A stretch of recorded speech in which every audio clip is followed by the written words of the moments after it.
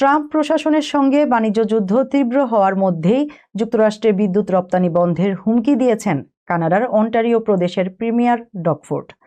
Ford বলেছেন, পরিস্থিতি আরও খারাপ হলে যুক্তরাষ্ট্রে বিদ্যুৎ সরবরাহ বন্ধ করা সহ সব ধরনের পদক্ষেপ বিবেচনায় রাখা হয়েছে।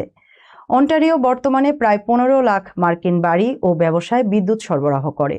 তিনি আরও সতর্ক করেছেন, যুক্তরাষ্ট্রের বিরুদ্ধে গুরুত্বপূর্ণ খনিজ রপ্তানিও বন্ধ করা হতে পারে।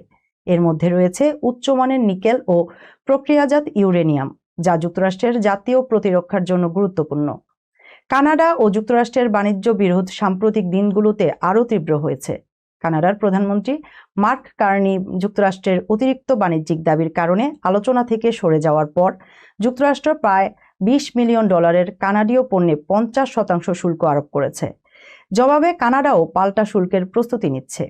এর মধ্যেই সোমবার প্রেসিডেন্ট ডোনাল্ড ট্রাম্প কানাডার গাড়ির যন্ত্রাংশ ও স্টিলের উপর আগামী বছর থেকে 50% শুল্ক আরোপের হুমকি দেন। জবাবে ডগ ফোর্ড বলেন, ট্রাম্প কানাডার মানুষের দৃঢ়তা ও অর্থনৈতিক চাপ সহ্য করার প্রস্তুতিকে অবমূল্যায়ন করছেন। তিনি জানান, কানাডা অর্থনৈতিক যুদ্ধের জন্য প্রস্তুত এবং প্রয়োজনে কঠোর পদক্ষেপ নিতে পিছপা হবে না। ফলে দীর্ঘদিনের ঘনিষ্ঠ দুই প্রতিবেশী দেশের মধ্যে বাণিজ্য উত্তেজনা আরও বাড়ার আশঙ্কা তৈরি হয়েছে।